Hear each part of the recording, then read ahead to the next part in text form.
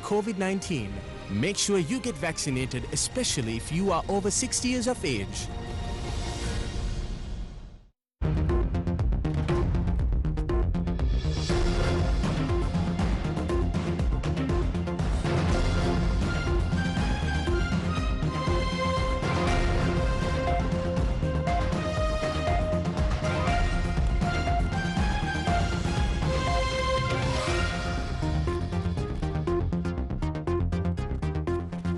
Good evening and welcome. You're watching Primetime News on TV1, bringing you the news. I'm Tharusha Kumar Singha. Let's take a look at your top stories for today.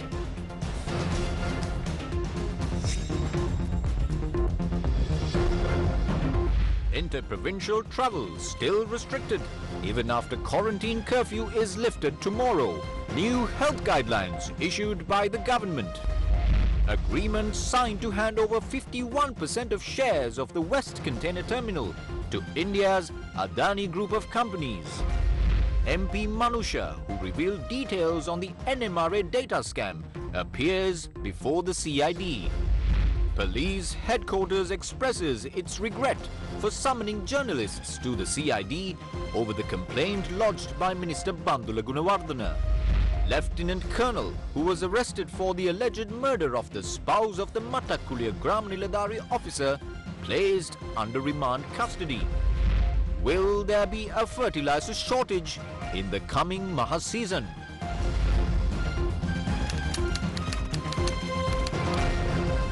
Story tonight. Commander of Sri Lanka Army General Shavendra Silva says inter-provincial travel restrictions will be continued even after quarantine curfew is lifted at 4 a.m. tomorrow. Even though the quarantine curfew was relaxed, travel restrictions between provinces will still continue. As a small country, we have been able to fully vaccinate about 54% of the entire population. We cannot close down the country forever. No matter what rules and regulations have been put in place to combat this crisis, it is the people who will be an integral part of controlling the virus. Therefore, I would like to ask the people to understand that and give their fullest support to eradicate this virus from Sri Lanka. COVID Sri Lankaවෙන් පරාජය කිරීම සඳහා ගත යුතු ඔබගේ සහාය ලබා දෙන්න කියන එක. How should the public function after the country is reopened tomorrow? The Ministry of Health has released the health guidelines to be effective after the curfew is lifted from 4 a.m. tomorrow. People are only permitted to leave their residence for employment, medical requirements, or to purchase general essentials. From the 1st to the 15th of October, only 25 people can attend meetings, conferences, and workshops, while from the 16th to the 31st of October, that number can increase to a maximum of 50 people, which should be 25% of the permitted capacity. Festivals, parties, and gatherings are not permitted. From the 1st to the 15th of October, no dine-ins will be allowed at restaurants. However, from the 16th to the 31st of October, only 30% of the capacity, or 50 customers, can be accommodated at restaurants. Salons and beauty parlors are only allowed to operate on a per-appointment basis. Daycare centers can remain open, while preschools can operate at 50% capacity. Cinemas will remain closed and only 5 people are allowed to be present inside a gymnasium at any given time from the 1st to the 15th of October. From the 16th to the 31st of October, that number increases to 10 people. Sports are not allowed from the 1st to the 15th of October, while walking paths can remain open. Weddings can only take place with 10 people for the registration from the 1st to the 15th of October, and from the 16th to the 31st of October, that number increases to up to 50 people and shall not exceed 25% of the venue's capacity. The vaccination drive in the country is continuing. The vaccination of youth between the age of 20 and 29 began a few weeks ago.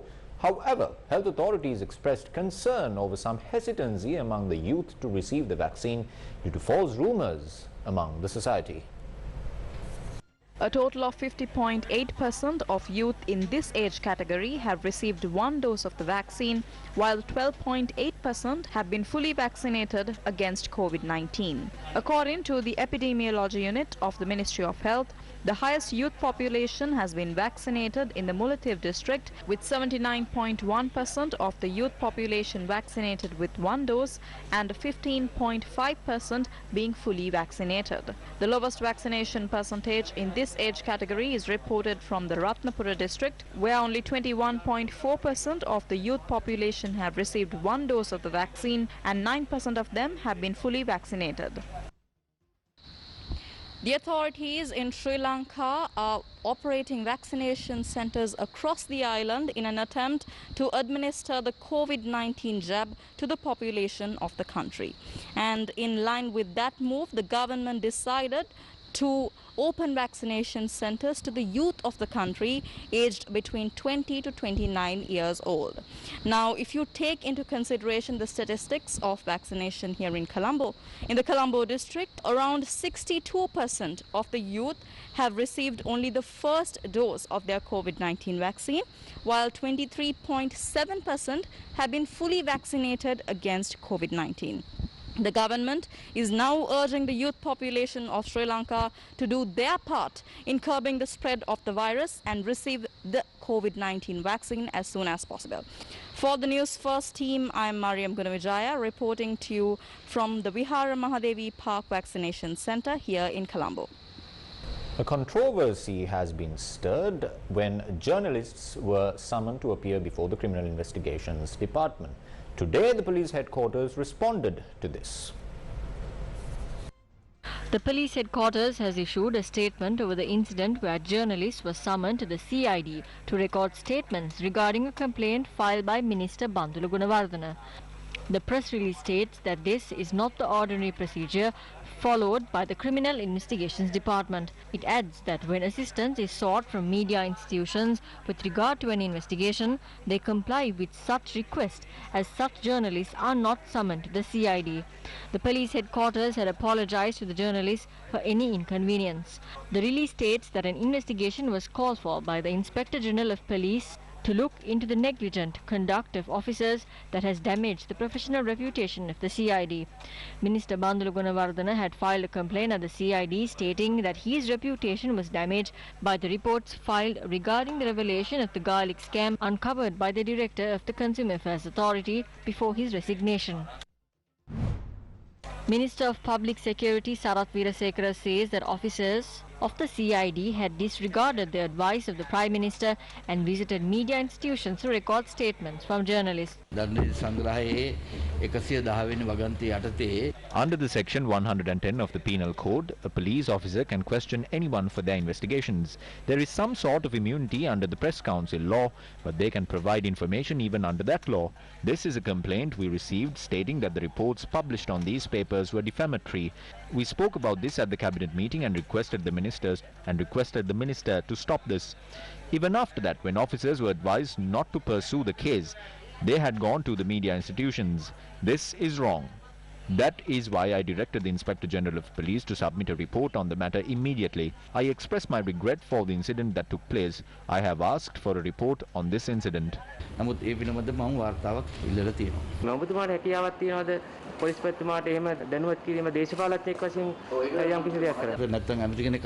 Of course I do. Otherwise, what's the use does the police have for a Minister of Public Security? So during these times, we give directions to them. We will not obstruct them in carrying out their duties. The Minister of Public Security also made a clarification regarding an incident where a church in Bopitiya Jayala was warned of a possible attack recently. The warning was later said to be a mistake. We call these vulnerable points. We go and examine certain places where there is a possibility of an attack, and then we go and ensure the safety of these locations. It was such an exercise that we carried out that was misunderstood by the Navy officer, after which he had gone and warned the people at the church. The commander of Sri Lanka Navy summoned this Navy officer and reprimanded him. The issue is now over.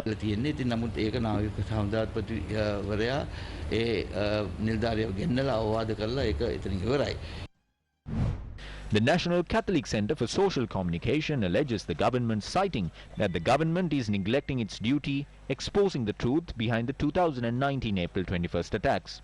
In a statement, it noted that this should be made a turning point to ensure that justice is served, national security is secured, and such crimes do not repeat.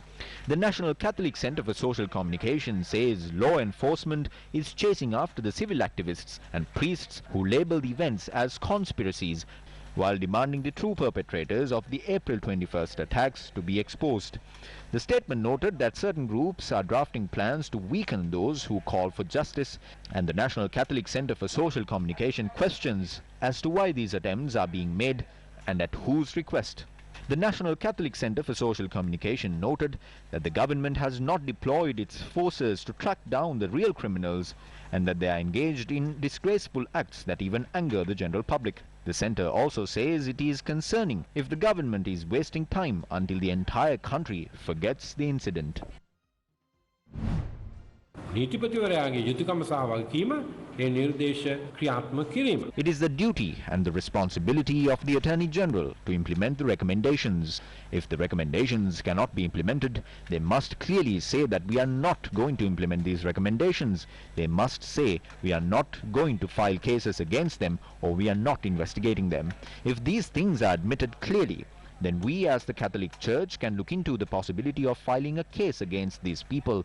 If the Attorney General is not going to charge them in a court of law, we are looking into the possibility of doing this. As it was mentioned in your headlines for tonight, Samagi Jana Balawege parliamentarian Manusha Nanayakara arrived at the Criminal Investigations Department to provide a statement today. A group of opposition MPs, including opposition leader Sajith Premadasa, accompanied MP Manusha Nanayakara to the CID this morning. Parliamentarian Manusha Nanayakara, who was at the CID for about an hour, spoke to the media after providing his statement. The complaint was lodged by an official of Telecom. We answered their questions. We requested the CID to investigate as if there is a personal connection between the chairman of Telecom and certain businessmen who import medicine to the country, including antigen test kits. Our responsibility is to help arrest the businessmen who are earning exorbitant profits from the antigen and PCR kits that are brought for the innocent people of our country. But when we are trying to reveal these details, we are summoned to the CID. හිංසක දුප්පත් මිනිස්සුන්ගේ antigen එකෙන් PCR එකෙන් හොරා කන උන් ටික අල්ලලා දෙන එක තමයි අපේ වගකීම තියෙන්නේ. හැබැයි හොරු කවුද කියලා නිරාවරණය කරනකොට අපිව CID එකට ගෙන්නනවා. එක්කම කියනවා චන්දජයසේන මන්ත්‍රීවරයා කියනවා මේ දත්ත මොකද තියෙන්නේ රාජිත සේනාරත්න සමයේ තිබුණු දත්ත කියලා. බොහොම පැහැදිලිනේ නීතිපති දෙපාර්තමේන්තුවේ ඒ නිලධාරිතුමන්ලා මොකද්ද කියන්නේ? What happened is very clear. What is the Attorney General's department saying? If the AG's department is confirming that this was a result of a conspiracy involving the medicine mafia of the country, what more is there to say? There is a massive attempt to convolute the issues of the people and divert their attention to another direction. I believe that they will conduct these court hearings without protecting the medical mafia and without seeking to earn large profits through the COVID-19 pandemic. I have faith in the members of the Attorney General's department. මේ අධිකරණ මේ ක්‍රියාදාමයේ මෙහෙවයි කියන එක ගැන මට ලොකු විශ්වාසයක් තිබෙනවා නීතිපති දෙපාර්තමේන්තුවේ ඒ නිලධාරීන් පිළිබඳව. නාවික හමුදා නිලධාරීන් කණ්ඩායමක් ගිහිල්ලා රෝපිතිය ප්‍රදේශයේ සහ වත්තලාවට දේවස්ථානවලට යම්කිසි අනතුරු නැගීමක් කරන මේ ජාතික ආරක්ෂක දෙන ප්‍රශ්නය. ඇත්ත වශයෙන්ම කුතුහලයට තුරු දෙන කාරණාවක්. It is something that gives rise to a lot of curiosity. First, they are saying that national security has been ensured. It is a group of heroes that is ruling the country right now. So if there is information of a possible terrorist attack, the government must announce this to the nation and make every citizen of the country a participant in ensuring national security. එනාම ජාතික ආරක්ෂාවේ කොටස්කරුවන් පෙරඹක ගමන් කරුවන් බවට පත් කරගෙන රට විවෘත කරන්න මේ වෙන විදිහට තීරණය කළා තියෙනවා රජය. ඔබතුමා පක්ෂ නායකවරු විදිහට මේක දකින්නේ කොහොමද මේ රටේ සාමාන්‍ය ජීවිතේ? එක පැත්තකින් COVID මරණ ටික. On one hand, the number of COVID-19 related deaths must be reduced. We also need to reduce the number of COVID-19 patients. Similarly, the economic activities in the country must also continue. Both of these must be considered. We first need to make sure that our citizens are alive. So I would like to say that we agree with all the decisions that are taken according to the advice of the health sector and medical specialists. සෞඛ්‍ය උපදෙස් මත විශේෂඥ උපදෙස් මත ඒ ගන්න තීන්දුව తీරන හැම එකටම අපි එකගයි. දැන් අපි දැක්කා ඔබතුමාලගේ පස්සේ මන්ත්‍රීවරයෙක් කියනවා සජිත් ප්‍රේමදාස මහත්මයා බලය ලබා ගන්න අවශ්‍ය නම් අපකට වැඩ පිළිවෙල හදන්න ඕන කියලා. අපි කවදාවත් කුහක දේශපාලනය කරන්නේ. We will never engage in hypocritical politics. I believe that even a small child would know that I am a democratic person. I will listen to all criticism and move forward.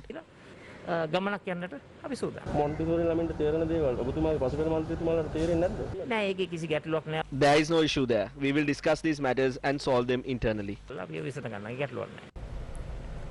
The Sri Lankan government inked a very decisive agreement with India this morning. What is that agreement? Stay tuned to find out right after this short commercial break.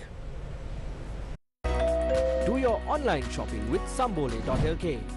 Home delivery and pickup now available. Sambole.lk. Bellboy's got you covered. Download Bellboy today to get all your household appliance fixing and repairs done. Now available on Android and iOS. The agreement to hand over a 51% stake of the West Container Terminal of the Colombo port was signed in Colombo this morning. The Ministry of Ports and Shipping confirmed that the agreement was signed by the chairman of the Sri Lanka Ports Authority and a representative of the Adani Group. The operations of the West Terminal at the Colombo port will be carried out by a new joint venture by the name of West Container International Terminal. John Keel's Holdings, which is another party in the deal, also inked the agreement today.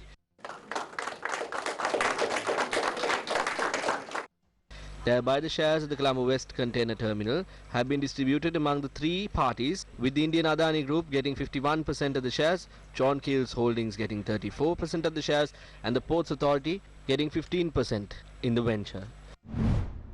Preparations to operate the East Container Terminal of the Colombo port as a joint venture between India, Japan and Sri Lanka with the involvement of the Adani Group as well was abandoned in the face of strong opposition by trade unions and the general public. The East Container Terminal is currently operated under the Ports Authority. Promptly after abandoning the effort to hand over the East Container Terminal of the Colombo port, a majority stake in the West Container Terminal was handed over to the Adani Group. No structures have still been built at the West Container Terminal. A group of conglomerates headed by John Keel's Holdings own a majority stake in the SIGT or the South Asian Gateway Terminal. China owns a majority stake in the CICT or Colombo International Container Terminal at the Colombo port.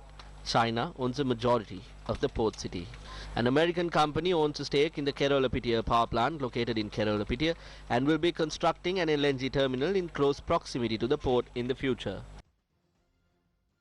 During the signing of the West Container Terminal agreement, it was reported that the Indian Foreign Secretary Harshvardhan Shringla is scheduled to visit Colombo in early October. The Hindu reported that the Indian Foreign Secretary will tour the country from the 2nd of October till the 5th. The scheduled visit comes 10 days after External Affairs Minister S. Shankar and his Sri Lankan counterpart Professor G.L. Peiris met on the sidelines of the United Nations General Assembly session in New York. Prime Minister Mahinda Rajapaksa also met the Indian High Commissioner to Sri Lanka Gopal Bagle day before yesterday. The current agreement between the Indian Oil Corporation and Sri Lanka is due to expire in the year 2024. It was through this agreement that India laid claim to 100 fuel stations and to the Trincomalee oil tank farm. Adani wanted to take control of the East Container Terminal. At the time, the government said that 66% of the transshipment from the Colombo port is to India and we will lose this. We would like to ask the government, if this happens when India takes over the East Container Terminal, will it not happen if they take over the West Container Terminal? The government portrayed a false sense of patriotism at the time. Today it is clear that the Adani Group, who couldn't get a port in India, are now trying to do what they want here. On the other hand, there is an issue on national security as well. On one side, the CICT in the Colombo port is operated by a Chinese company. On the west, we have the Indian Adani company. One camp has India and America, while the other camp has China. If there is some sort of a conflict, what will happen to Sri Lanka? Up next is Crime Watch.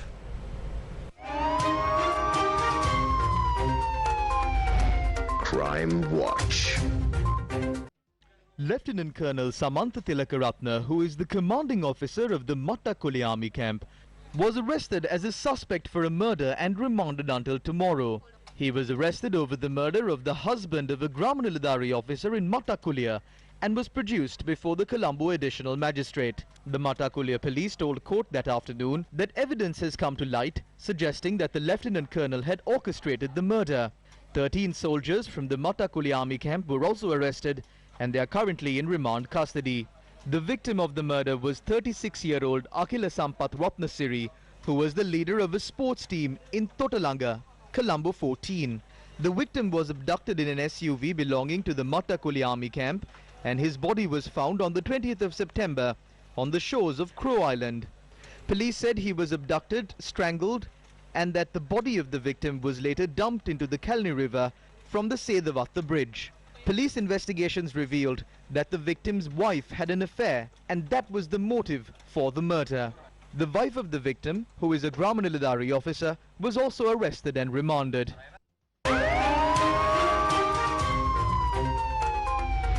Crime Watch. A group of inmates staged a demonstration atop a building of the Valikada prison today. About 30 inmates of the Valikada prison staged this demonstration. The inmates demanded for their sentences to be commuted. The inmates have staged demonstrations on several occasions previously, demanding their sentences be commuted. Farmers in the country are ready to begin their cultivations for the Maha season. What will happen to the supply of organic fertilizer that these farmers need for their cultivations? Will farmers have to face the same issues that they faced during the Yala season, during the Maha season as well? Since the quantity of organic fertilizer produced in Sri Lanka could not meet the demands, a decision was reached to import organic fertilizer from overseas, and a Chinese company was awarded the tender for the import of the required fertilizer. When samples sent by this Chinese company, Qingdao Seawind Biotech, were tested, it was revealed that the samples included harmful bacteria. Subsequently, the Ministry of Agriculture announced that the import of fertilizer from this company will be suspended. Director General of Agriculture Dr. Ajanta De Silva said that samples brought down from 6 companies are in line with the quality standards.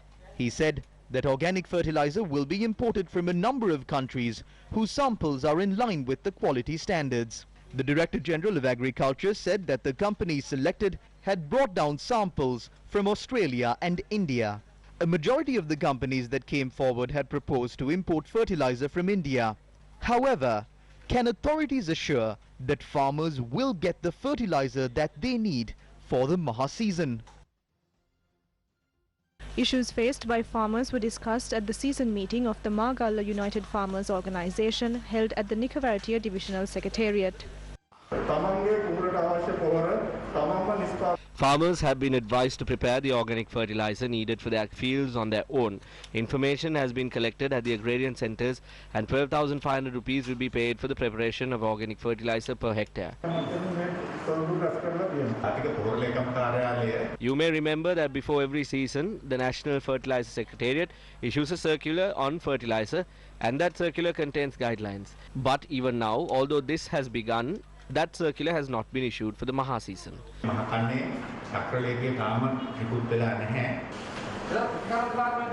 The Department of Agriculture advised us that we use organic fertilizer. It is only after 3 months that the land will be suitable for cultivation.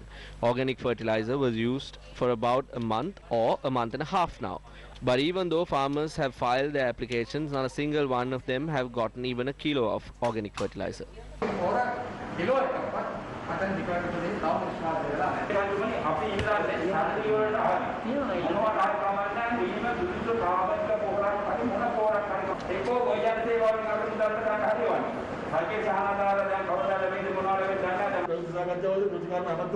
At the media briefing, the Minister of Agriculture said that the fertilizer will be provided by the 15th of October.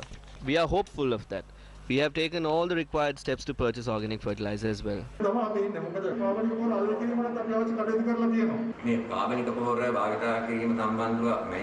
Since we began to discuss the use of organic fertilizer in the country, we have discussed many issues. The government will take a decision so that the farmers are not inconvenienced. If we work under the assumption that farmers will produce their own fertilizer, and 12,500 rupees will be provided for this, I too think that farmers might not get any fertilizer. We will consider all of this and direct these matters to the relevant authorities. The potato harvest of the farmers in Boralanda, Valimada has reduced drastically.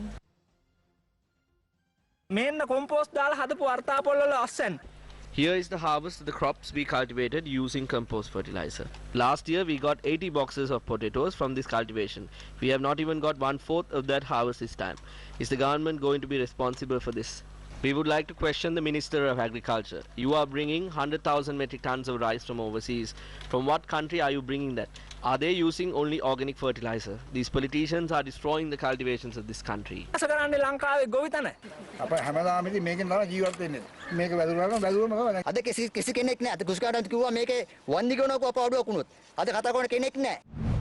This is the plight of the farmers who cultivated vegetables and grains in Madadumbara. මේ බලන්න මේ කරලේ හැටි හැදිලා තියෙන හැටි. පකුපේලා මෙහාට බෙහෙත් නැහැ පොහොර නැහැ. ඒකයි වෙලා තියෙන්නේ. අපිට හරියට පොහොර ටික හරි වෙලාවට කරවලා ලැබෙනවා නම් මේ ප්‍රයෝජනය ගන්න පුළුවන්. Chena farmers in Devala Hinda and Keselvatta are unable to continue farming. They too do not have access to any fertilizer. Many farmers have already obtained bank loans to till their lands. We can't do anything without fertilizer. We have taken loans from banks, and if we do not get fertilizer, we will have to go to jail. We are preparing our lands as a force of habit. We can't imagine what will happen. We will be helpless. Farmers live off this. This is what we depend on for an entire year. We eat, drink and do everything from this income. We need chemical fertilizer for this. We cannot cultivate with this organic fertilizer. The organization to protect the rights of farmers in the Mahaveli B zone expressed their views regarding the matter today. Not even 50% of the villagers have started to use compost fertilizer. Although the authorities told us to manufacture compost here, we do not have the material to do that. We do not have ample time to produce the compost as well. On top of that, we have not received instructions to carry out the process. Please give us the opportunity to carry out our cultivations using a combination of compost and chemical fertilizer. If we face a shortage of food and if people queue up to purchase rice, that responsibility will fall directly on this government. We at least have to use 2,500 kilograms to cultivate a hectare of land. Water will be released for cultivation in a few days. If the fertilizer crisis is not solved by then, we will have to make a decision on the release of water. We suspect whether an invisible force is attempting to distance the farmer from farmlands.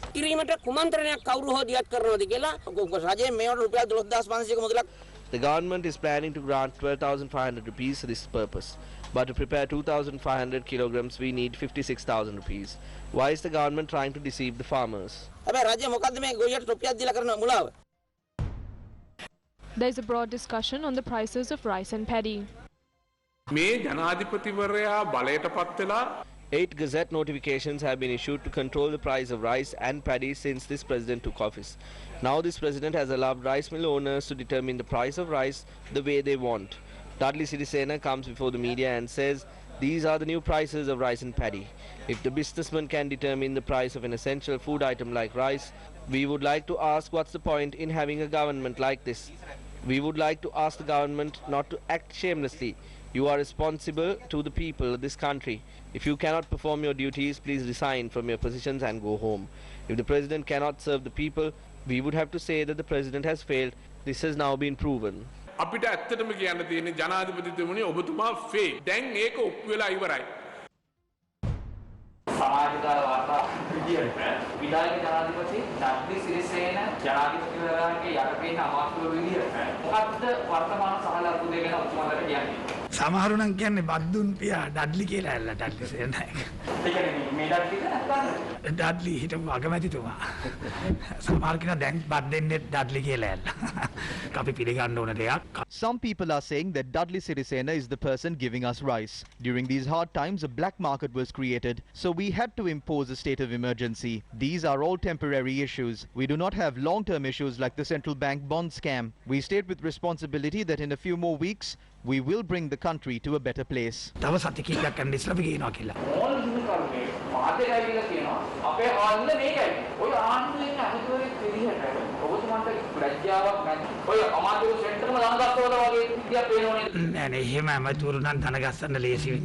It is not easy to bring the ministers to their knees like that. It is good that Dudley Sirisena came out and admitted that he was the one in control of the price. The people of the country need to know this. When the government said this, the people did not believe it. Some farmers went and spoke in favor of these rice mill owners. The people of this country must know who runs this mafia and who is in control of the price. As a minister, I see this as a very positive development. In the near future, we will bring down the prices that these people have increased.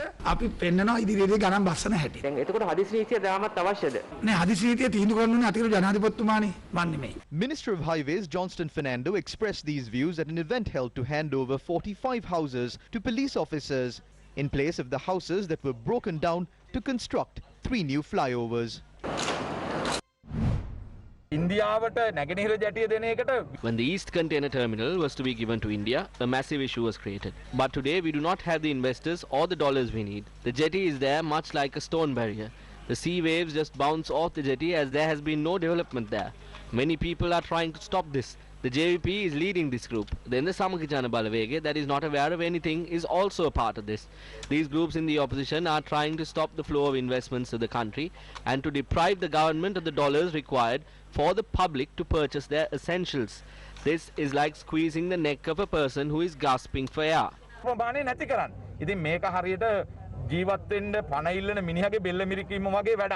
The State Minister made this statement attending an event to launch the construction of a new housing complex in Ranpokunugama. The chairman of the National Housing Development Authority, Numinda Silva, also attended the event. Those being the views expressed by politicians in the country. Wild elephants encroaching onto villages is a common sight these days, as the farmers have no choice but to store their harvest inside their homes. The elephants enter the villages as their habitats are encroached on by humans. With no proper solution for the human-elephant conflict, lives both man and beast are being lost day by day. Sisira Senaratne of Potiyagama, Pahalagama, Tambuttegama was a police officer. Sisira, who was a father of 3, had no choice but to cultivate his land in search of money to operate his second daughter. But last night, all his hopes were shattered.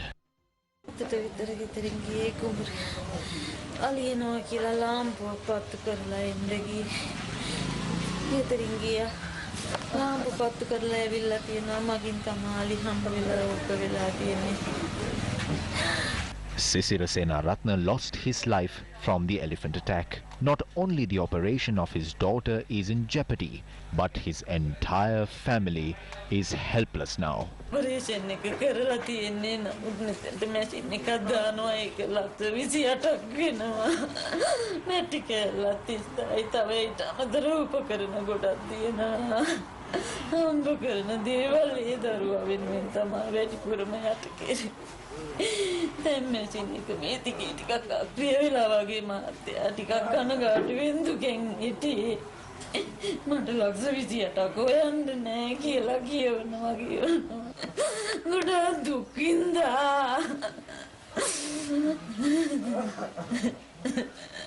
Sisira was 49 years old at the time of his tragic demise. Apart from Sisira, 3 more people in this same area have been killed due to wild elephant attacks. We request the government to take steps to prevent such incidents from taking place ever again. We ask them to protect this area from wild elephants. There is a state minister in charge of electrical fences and trenches in this government, but innocent lives are lost continuously in this manner due to the human-elephant conflict. Who is accountable for the loss of these valuable lives?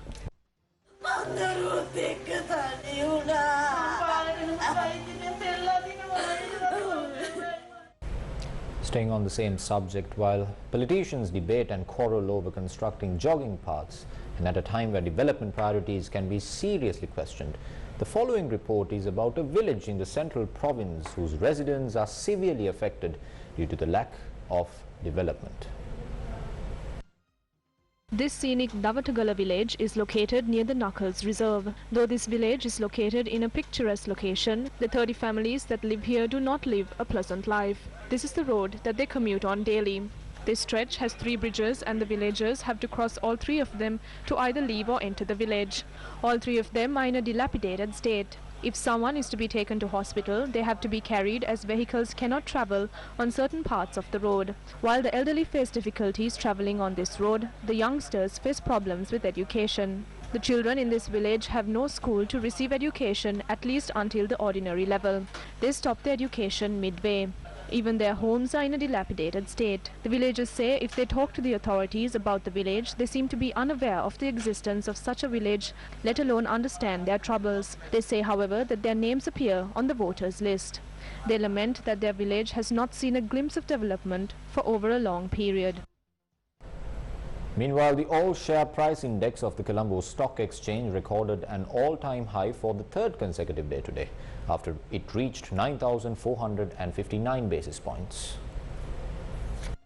The benchmark index gained 26 basis points, a 0.28% increase compared to yesterday's closing. The more liquid S&P SL20 index gained 49 basis points to close at 3,553, a 1.41% increase compared to yesterday's closing. The stock market reported a turnover of more than 6.9 billion rupees today. The main contributors to the market gain were Expo Lanka, John Keel's, Brown & Company, Aitken Spence and Asian Hotel and Properties. And that's a wrap of the news. Thank you for watching. Good night.